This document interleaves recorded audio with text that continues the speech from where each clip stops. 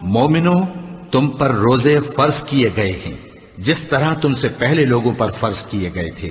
تاکہ تم پرہیزگار بنو۔ روزوں کے دن گنتی کے چند روز ہیں، تو جو شخص تم میں سے بیمار ہو یا سفر میں ہو تو دوسرے دنوں میں روزوں کا شمار پورا کر لے۔ اور جو لوگ روزہ رکھنے کی طاقت رکھیں لیکن رکھیں نہیں، وہ روزے کے بدلے محتاج کو کھانا کھلا دیں۔ اور جو کوئی اپنی مرضی سے زیادہ نیکی کرے تو اس کے حق میں زیادہ اچھا ہے، اور اگر سمجھو تو روزہ رکھنا ہی تمہارے حق میں بہتر ہے۔ روزوں کا مہینہ رمضان کا مہینہ ہے، جس میں قرآن اول نازل ہوا، جو لوگوں کا رہنما ہے اور جس میں ہدایت کی کھلی نشانیاں ہیں، اور جو حق و باطل کو الگ الگ کرنے والا ہے۔ تو جو کوئی تم میں سے اس مہینے میں موجود ہو چاہیے کہ پورے مہینے کے روزے رکھے، اور جو بیمار ہو یا سفر میں ہو تو دوسرے دنوں میں روزے رکھ کر ان کا شمار پورا کر لے۔ اللہ تمہارے حق میں آسانی چاہتا ہے اور سختی نہیں چاہتا، اور یہ آسانی کا حکم اس لیے دیا گیا ہے کہ تم روزوں کا شمار پورا کر لو، اور اس احسان کے بدلے کہ اللہ نے تم کو ہدایت بخشی ہے، تم اس کو بزرگی سے یاد کرو اور اس کا شکر کرو۔ روزوں کی راتوں میں تمہارے لیے اپنی عورتوں کے پاس جانا جائز کر دیا گیا ہے، وہ تمہاری پوشاک ہیں اور تم ان کی پوشاک ہو۔ اللہ کو معلوم ہے کہ تم ان کے پاس جانے سے اپنے حق میں خیانت کرتے تھے، سو اس نے تم پر مہربانی کی اور تمہاری حرکات سے درگزر فرمائی، تو اب تم کو اختیار ہے کہ ان سے مباشرت کرو۔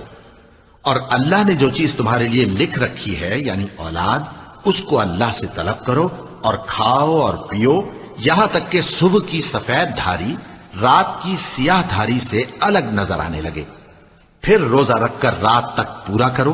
اور جب تم مسجدوں میں اعتکاف بیٹھتے ہو تو ان سے مباشرت نہ کرو،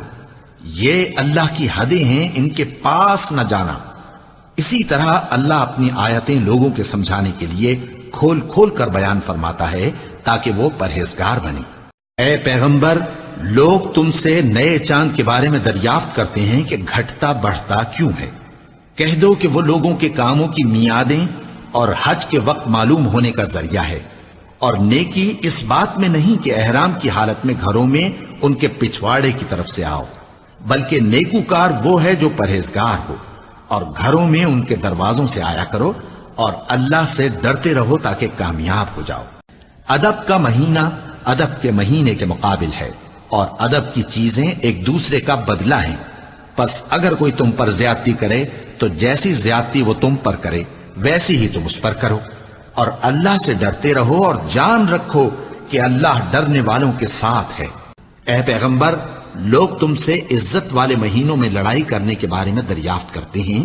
کہہ دو کہ ان میں لڑنا بڑا گناہ ہے، اور اللہ کی راہ سے روکنا اور اس سے کفر کرنا، اور مسجد حرام یعنی خانہ کعبہ میں جانے سے بند کرنا، اور اہل مسجد کو اس میں سے نکال دینا جو یہ کفار کرتے ہیں، اللہ کے نزدیک اس سے بھی زیادہ گناہ ہے، اور فتنہ انگیزی خونریزی سے بھی بڑھ کر ہے۔